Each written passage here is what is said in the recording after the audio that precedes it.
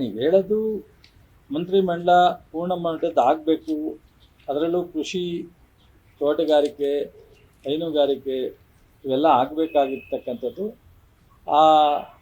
ನಿಮಗೆ ಗೊತ್ತಿದೆ, ವಿಧಾನ ಪರಿಷತ್ ಎಲೆಕ್ಷನ್ ಅನಾವಶ್ಯಕವಾಗಿ ಸೃಷ್ಟಿಯಾಯಿತು.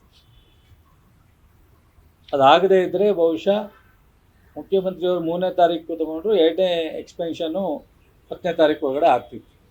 ಫಸ್ಟ್ ಟೈಮ್ 23ರಲ್ಲಿ ಆದಂಗೆ. ಆ ಎಲೆಕ್ಷನ್ನು ಯಾರು ಬೇಕು ಅಂತ ಮಾಡಿದ್ರೋ, ಯಾಕೆ ಮಾಡಿದ್ರೋ ನಿಮಗೆ ಎಲ್ಲ ಗೊತ್ತಿದೆ.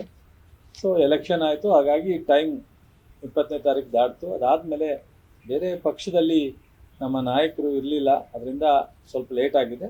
ಸದ್ಯದಲ್ಲೇ ಮೊನ್ನೆ ಮುಖ್ಯಮಂತ್ರಿಗಳು ನೆನ್ನೆ ಹೇಳಿದ್ದಾರೆ ನಿಮಗೆ, ಆದಷ್ಟು ಬೇಗ ಮಂತ್ರಿಮಂಡಲ ಎಕ್ಸ್ಪೆನ್ಷನ್ ಮಾಡ್ತೀವಿ ಅಂತ. ಅದರಿಂದ ಇನ್ನೇನು ಹೆಚ್ಚು ದಿವಸ ಉಳಿದಿಲ್ಲ, ಭಾಳ ಬೇಗ ಆಗುತ್ತೆ.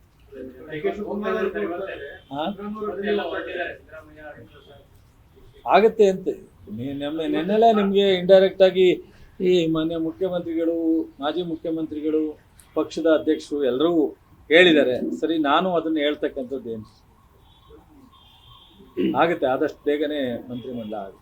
ಅದ್ರ ಬಗ್ಗೆ ಇಲ್ಲಿ ಒಂದು ಸ್ವಲ್ಪ ವಿರೋಧ ಪಕ್ಷ ಅನ್ನೋದಕ್ಕಿಂತ ಹೆಚ್ಚಿನಾಗಿ ಜನತಾದಳ ಅಲ್ಲಿ ತಮ್ಮ ಅಸ್ತಿತ್ವನ ಉಳಿಸ್ಕೊಳ್ಳೋದಕ್ಕೆ ಭಾಳ ಹೋರಾಟ ನಡೆಸೋಕೆ ಹೋಗ್ತಾ ಇದ್ದಾರೆ. ಅದರಿಂದ ಈ ಥರ ಗೊಂದಲ ಆಗ್ತಾ ಇದೆ.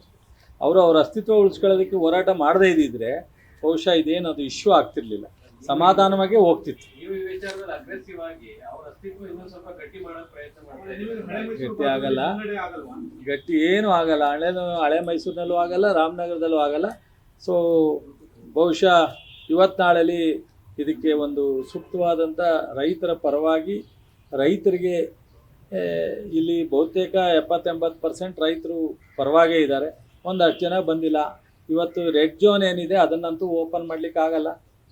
ಇವತ್ತು ರೆಡ್ ಝೋನ್ನ ಈಗ ಯಾಕೆ ರೈತರು ಮುಂದೆ ಬರ್ತಾ ಇದ್ದಾರೆ ಕೆಲವರು ಅಂದರೆ, ರೆಡ್ ಝೋನ್ ಇದ್ದು ತೊಂದರೆ ಆಗ್ತಾ ಇರೋ ಬದಲು ಇದನ್ನು ಅಕ್ವಿಷನ್ ಮಾಡಿ ಟೌನ್ಶಿಪ್ ಮಾಡಿದ್ರೆ ನಮಗೆ 1 to 4-5 ಬಾರಿ ಹಣ ಬರ್ತಾ ಇದೆ, ಅನುಕೂಲ ಆಗುತ್ತೆ. ಅದನ್ನೇನಾದ್ರು ಟೌನ್ಶಿಪ್ ಮಾಡಲಿಲ್ಲ ಅಂದರೆ ರೆಡ್ ಝೋನಲ್ಲಿ ಅವ್ರಿಗೆ ಯಾವ ಥರದೂ ಉಪಯೋಗ ಆಗಲ್ಲ ಅನ್ನೋದು ಭಾಳಷ್ಟು ಜನ ರೈತರದಿದೆ.